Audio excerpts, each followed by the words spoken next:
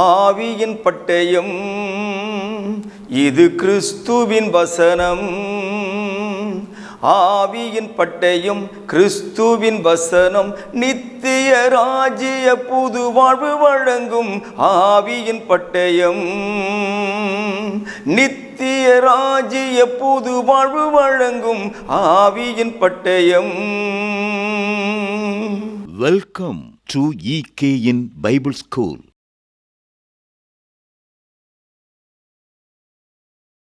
ஆண்டவராகிய இயேசு கிறிஸ்துவினுடைய நாமத்தினாலே உங்கள் யாவரையும் வாழ்த்தி EKN பைபிள் ஸ்கூல் நடத்தக்கூடியதான வேத பாடங்களுக்கு அழைப்பதிலே நான் மிகுந்த மகிழ்ச்சி அடைகிறேன்.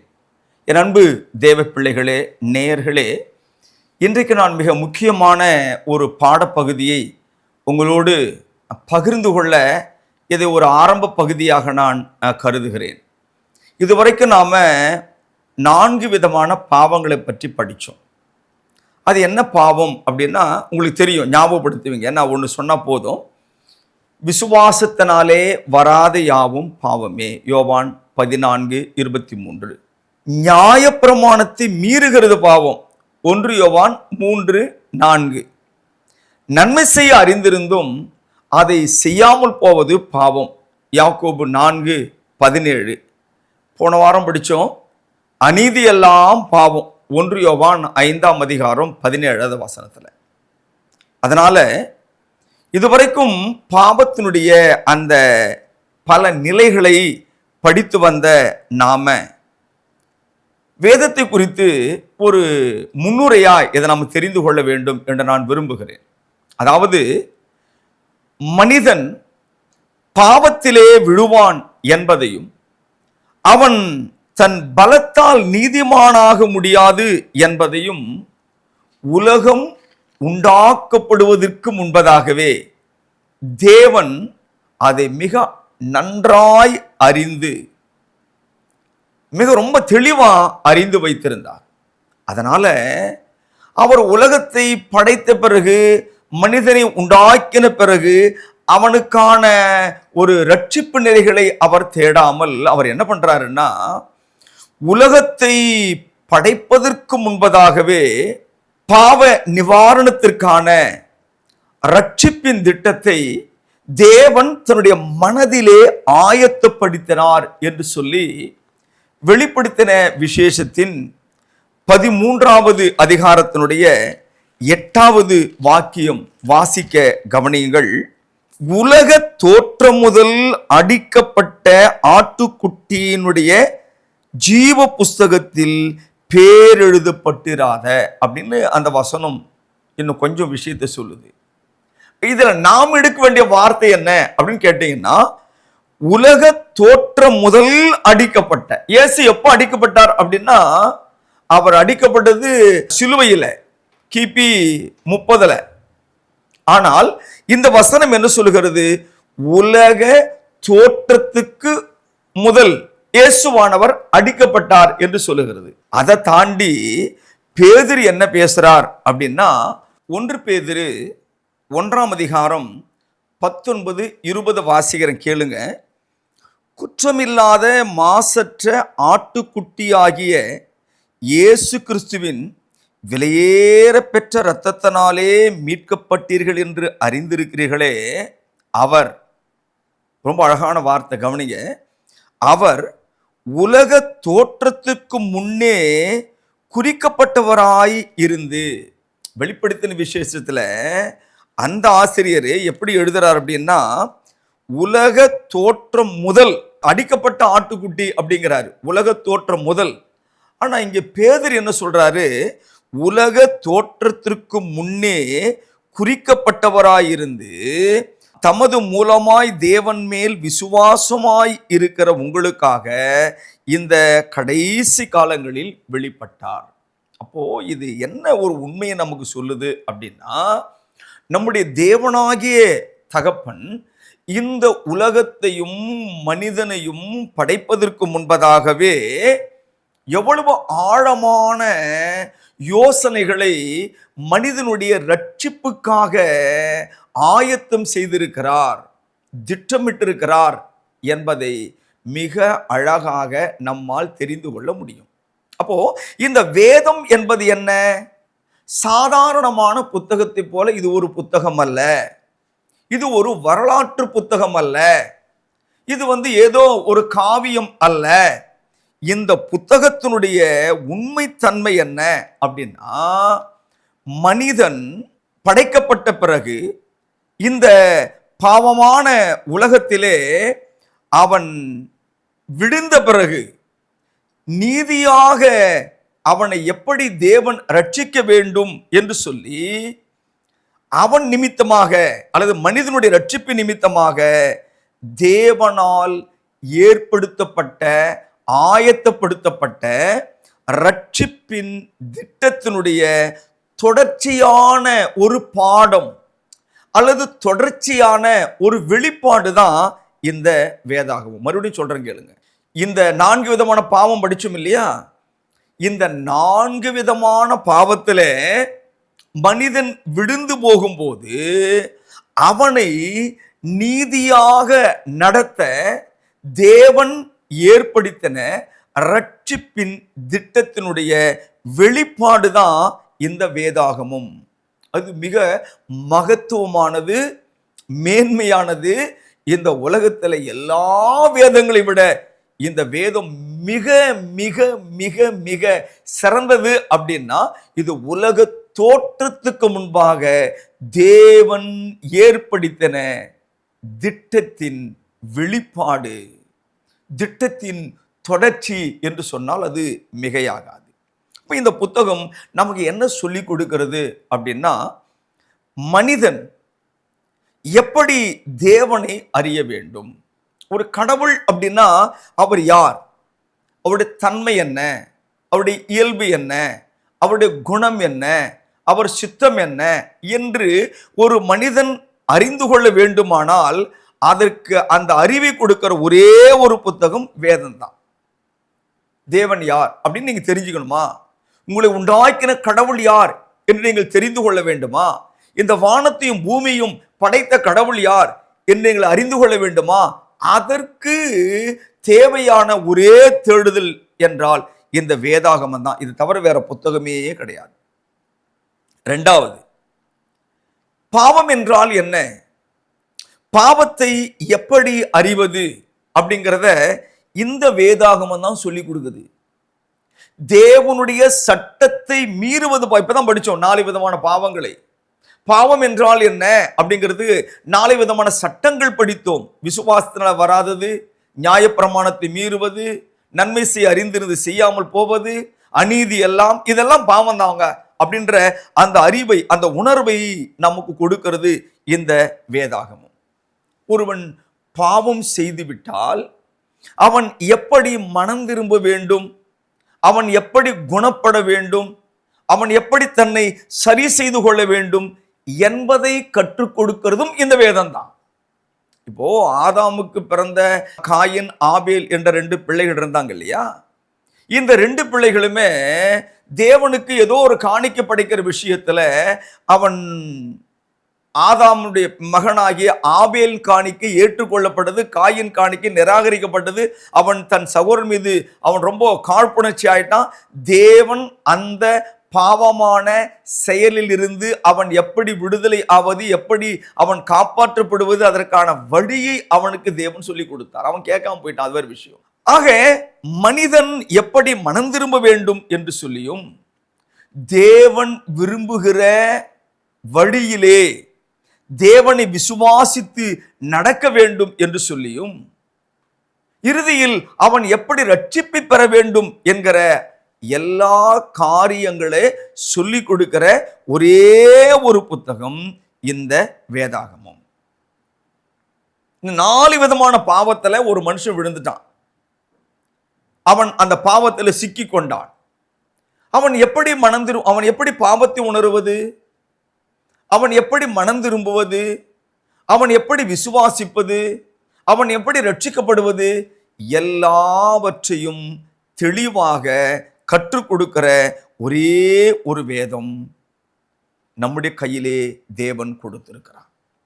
இந்த வேதாகமத்தை தேவன் என்ன பண்ணாருன்னா, 3 காலங்களாக வகுத்து இந்த 3 காலங்களில் நடந்த நிகழ்வுகள், தேவன் அழைத்து பயன்படுத்தின கதாபாத்திரங்கள், தேவன் அவர்களுக்கு கொடுத்த சட்ட விதிகள், அவர்களுடைய கீழ்ப்படுதல் கீழ்ப்படியாமை, இது எல்லாத்தையும் நமக்கு எடுத்து காண்பித்து என்ன பேரை இப்படியெல்லாம் நான் வகையறுத்திருக்கிறேன் என்ற ஒரு எச்சரிக்கையை, ஒரு அன்பின் வழியை, தேவனுடைய நிலையை நமக்கு வெளிப்படுத்தி காட்டி நம்முடைய இரட்சகராய் இருக்கிறதான இயேசு கிறிஸ்துவண்டை வழி நடத்தக்கூடியதான ஒரு அழகான வழியை நமக்கு இந்த 3 காலங்கள் வடிவமைத்து கொடுக்கிறது.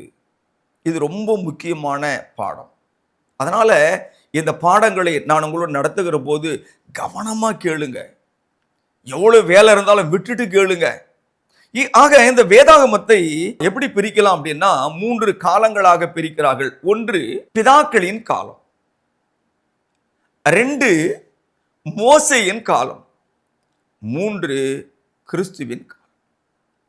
இந்த 3 காலங்களை நாம் சரியாக புரிந்து கொண்டால்தான் இப்ப நாம எங்க இருக்கிறோம், நாம என்ன செய்யணும், எப்படி செய்யணும், நமக்கு முன்னால் இருந்தவங்க என்ன செஞ்சாங்க, எப்படி செய்தார்கள், அதுக்கு முன்னிருந்தவங்க எப்படி செய்தார்கள், இதையெல்லாம் வகையறுத்து பார்த்து இவர்கள் மீறின போது இவர்களை எப்படி தேவன் தண்டித்தார், அவர்கள் மீறின போது அவர்களை எப்படி தண்டித்தார், இவர்களுக்கு எப்படி சகாயம் செய்தார், நாம் மீறினால் நம்மை எப்படி தண்டிப்பார் என்ற அதை புரிந்து கொண்டு தேவனுக்கு அடக்கமாக கீழ்ப்படிய விசுவாசிக்க இந்த 3 காலங்களின் நிலைகள் நம்மை சீர்படுத்தும், சரிப்படுத்தும் என்பதிலே எந்த விதமான ஐயப்பாடும் கிடையாது. அன்பு தேவ பிள்ளைகளே, முதல் காலம் என்ன அப்படின்னா பிதாக்களின் காலம்.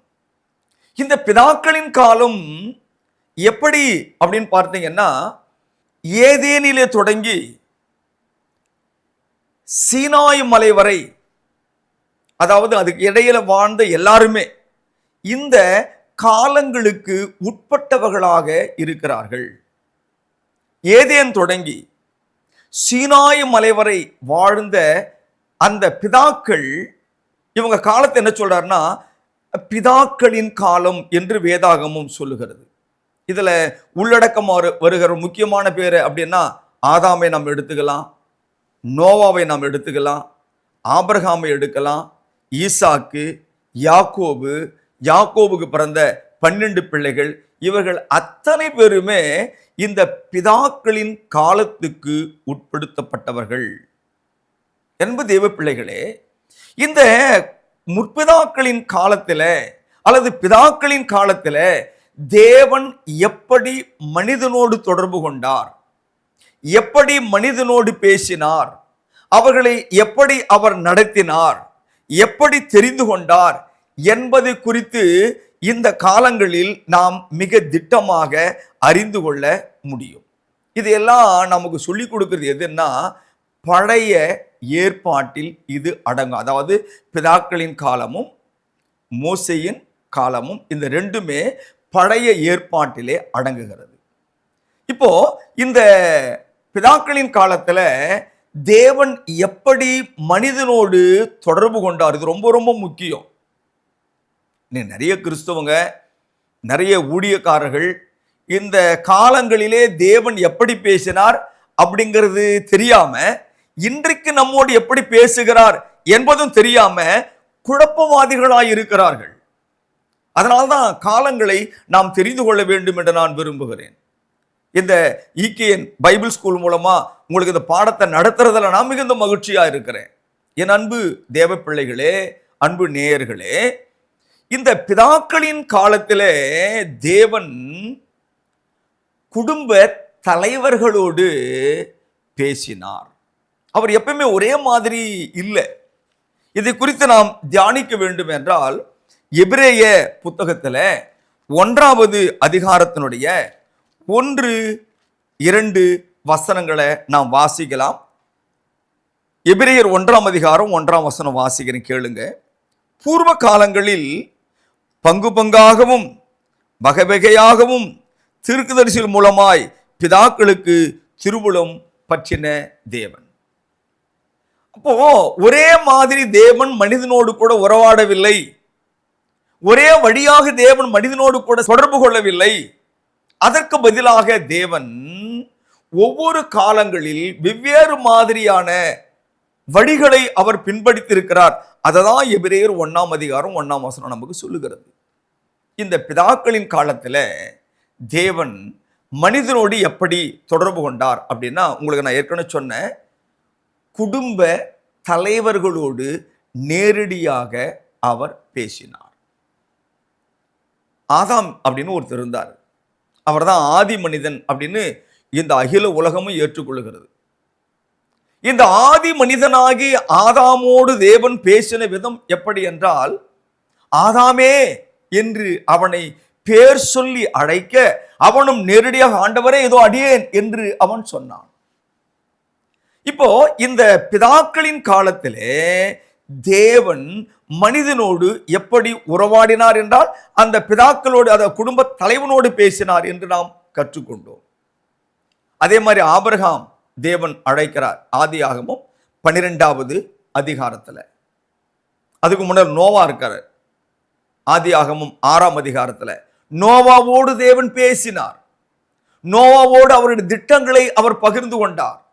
நோவாவுக்கு ஒரு சில வேலைகளை அவர் கொடுத்தார். நோவா மூலமாக இந்த உலகத்தை தண்ணீரினால் அவர் அழித்தார்.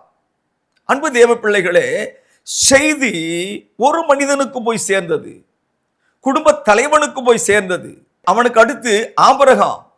ஆபிரகாமை தேவன் அழைத்தார். ஆபிரகாமோடு தேவன் பேசினார். ஆபிரகாமுக்கு அவர் திட்டங்களை வெளிப்படுத்தினார். ஆபிரகாமுக்கு அவருடைய வாக்குத்தத்தங்களை கொடுத்தார். ஆபிரகாமுக்கு சகலத்தை அவர் சொல்லிக் கொடுத்து வழி நடத்தினார். அதே போல் ஈசாக்கோடு, அதே போல் யாக்கோபோடு. அப்போ பழைய ஏற்பாட்டில் பிதாக்களின் காலத்தில் அவர் பின்பற்றின விதம் எப்படி, அவர் மனிதனோடு தொடர்பு கொண்ட விதம் எப்படி அப்படின்னா, நேரடியாக குடும்ப தலைவர்களிடத்திலே தேவன் பேசி அவரது சட்டங்களை, அவரது பிரமாணங்களை, அவர் எதிர்பார்க்கிற காரியங்களை அவர்களுக்கு சொல்லிக் கொடுக்க, அதின்படி அவர்கள் கீழ்ப்படிந்து, அதின்படி அவர்கள் வாழ்ந்து, தேவ சித்தம் செய்து தேவனால் ஆசீர்வதிக்கப்பட்டார்கள். தேவ சித்தத்திற்கு விரோதமாய் நடந்தவர்கள், அநீதியில் நடந்தவர்கள், பிரமாணத்தை மீறினவர்கள், தேவன் மீது விசுவாசம் வைக்காமல் போனவர்கள் எல்லாம் தண்டிக்கப்பட்டார்கள். இப்போ ஒரு சில உதாரணத்தை நான் உங்கள்கிட்ட பேசணும் அப்படின்னு விரும்புகிறேன்.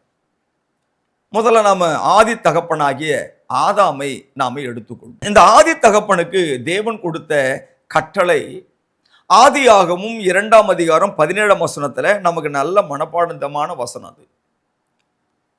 ஆனாலும் நன்மை தீமை அறியத்தக்க இந்த தோட்டத்தின் நடுவில் இருக்கிற இந்த விருட்சத்தின் கனியை நீங்கள் புசிக்க வேண்டாம், இது கட்டளை. இந்த நன்மை தீமை அறியத்தக்க விருட்சத்தின் கனியை புசிக்க வேண்டாம், இது கட்டளை. அந்த கட்டளையை மீறினால் என்ன நடக்கும்? மரணம். அதே நாளில் சாவாய். இப்ப கட்டளையும் இருக்கிறது.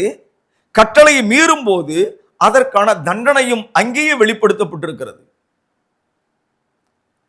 இந்த கட்டளையின்படி ஆதாமும் ஏவாளும் பல ஆண்டுகளாக கணவன் மனைவியாய் பரிசுத்தமாய் தேவனுக்கு பிரியமாய் அதே தோட்டத்தில் வாழ்ந்து தேவன் விலக்கின கனியை அவர்கள் புசிக்காமல் மற்ற எல்லாத்தையும் சாப்பிட்டு சந்தோஷமா இருந்தாங்க.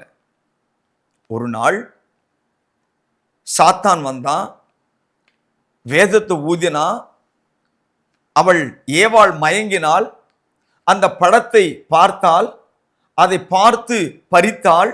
அது ரொம்ப இச்சிக்கப்படத்தக்க விருட்சம் என்று கண்டால், தனக்கு அது ரொம்ப இஷ்டமானது என்றவள் அதை கடித்து புசித்தாள். தன் கணவனுக்கும் அதை கொடுத்தாள் என்று நாம் படிக்கிறோம். இப்போ தேவன் ஆதாமையும் ஏவாளையும் இந்த இடத்திலே தண்டித்தார். என்ன தண்டனை அப்படின்னா, ஆதியாகம புத்தகத்துல 3வது அதிகாரத்தில் வேதம் என்ன சொல்லுகிறது என்பதை கவனியுங்கள். 21வது வசனம், தேவனாகிய கர்த்தர் ஆதாமுக்கும் அவன் மனைவிக்கும் தோல் உடைகளை உண்டாக்கி அவர்களுக்கு உடுத்தினார். பின்பு தேவனாய் கர்த்தர், இதோ மனுஷன் நன்மை தீமை அறியத்தக்கவனாய் நம்மில் ஒருவரை போல் ஆனான். இப்பொழுதும் அவன் தன் கையை நீட்டி ஜீவ விருட்சத்தின் கனியையும் பறித்து புசித்து என்றைக்கும் உயிரோடு இராதபடிக்கு செய்ய வேண்டும் என்று அவன் எடுக்கப்பட்ட மண்ணை பண்படுத்த தேவனாகிய கர்த்தர் அவனை ஏதேன் தோட்டத்திலிருந்து அனுப்பிவிட்டார். அவர் மனுஷனை துரத்திவிட்டு ஜீவ விருட்சத்துக்கு போகும் வழியை காவல் செய்ய ஏதேன் தோட்டத்துக்கு கிழக்கே கேருபீன்களை வீசிக்கொண்டிருக்கிற சுடருடைய பட்டயத்தையும் வைத்தார்.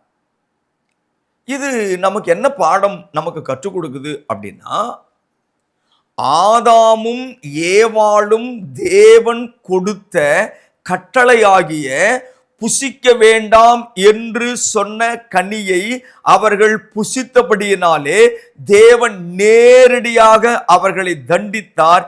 இனிமேல் என்னோடு உங்களுக்கு உறவு இல்லை, நான் பரிசுத்தர், நான் நீதி உள்ளவர், என்னோடு நீங்கள் ஐக்கியம் கொள்ள முடியாது என்று ஏதேனை விட்டு அவர் விலக்கினார்.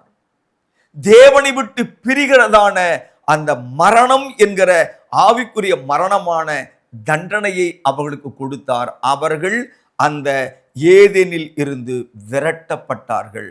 அவங்க போய் கணவன் மனைவியை வாழ்ந்து பிள்ளைகளை பெற்று சுகமாக இருந்தார்கள், துக்கத்திலே வாழ்ந்தார்கள், ஏதோ அவங்க வாழ்க்கை நடத்திட்டு போனாங்க. இது பிதாக்களின் காலத்திலே தேவன் பிதாக்களோடு எப்படி தொடர்பு கொண்டார் என்பதற்கு ஒரு உதாரணம் இது. ஆதாமே அந்த பனியை புசிக்காத சாப்பிட்டுட்டான். அவனுக்கு உடனே தண்டனை கொடுத்துட்டாரு, ஏதேனை விட்டு துரத்தி விட்டார். இதே காலத்துல வாழ்ந்த அவனுடைய பிள்ளைகள் காயின், ஆபேல், இவர்களுக்கு தேவன் அழைத்து, உங்க அப்பாவும் உங்க அம்மாவும் அந்த தோட்டத்தில் இருக்கிற கனியை புசித்ததுனால அவர்கள் எனக்கு விரோதமா பாவம் பண்ணிட்டாங்க, நீங்களும் அந்த பாவத்தை செய்யாதபடிக்கு இதோ அந்த தோட்டத்தில் இருக்கக்கூடியதான அந்த நன்மை தீமை அறியத்தக்க கனியை புசிக்காதீர்கள் என்று சொன்னாரா அப்படின்னா இல்ல. ஏன்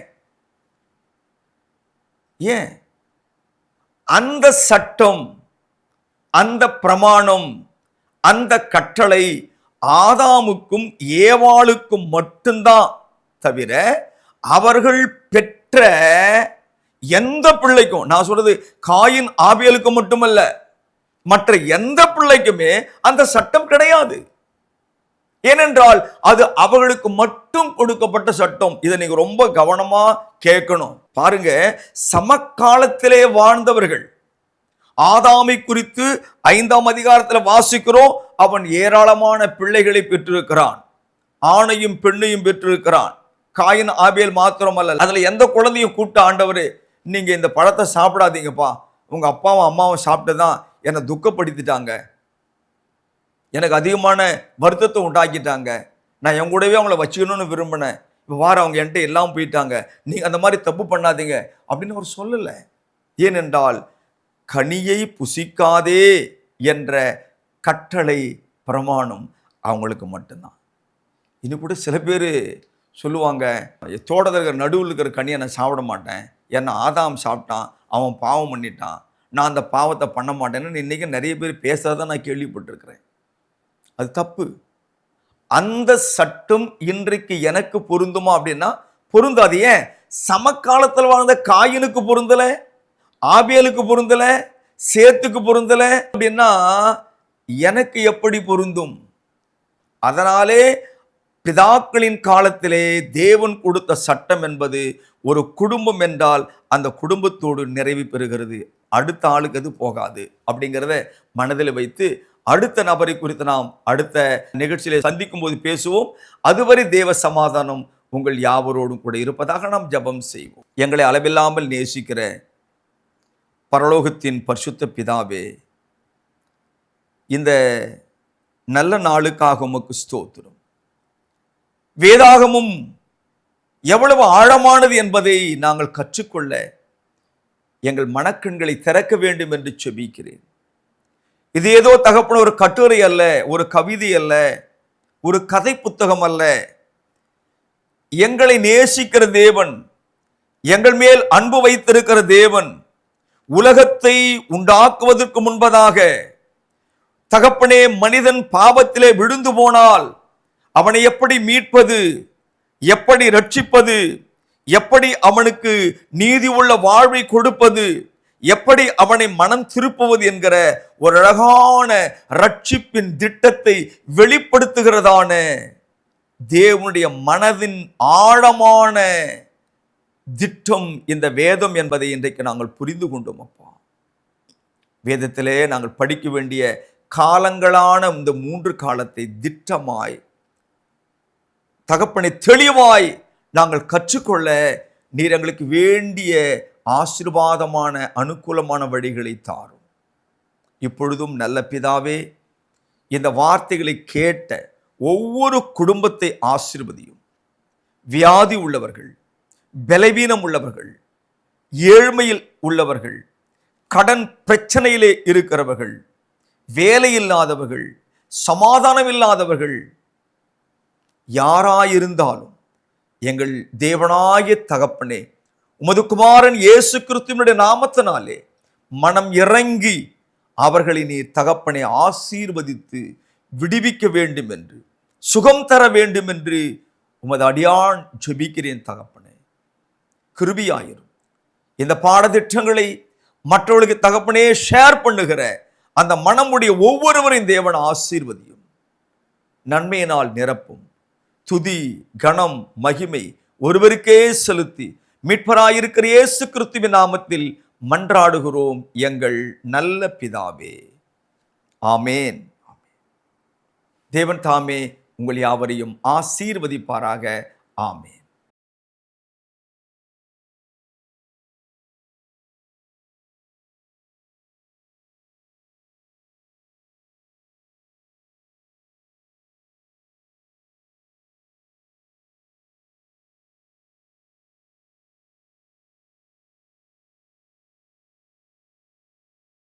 அன்பிற்குரியவர்களே, மேலும் இந்த பாடங்களை எங்களுடைய யூடியூப் சேனலான எட்டர்னல் கிங்டம் நியூ லைஃப் சேனலில் கண்டு தெய்வ ஆசீர்வாதங்களை பெற்று மகிழுங்கள்.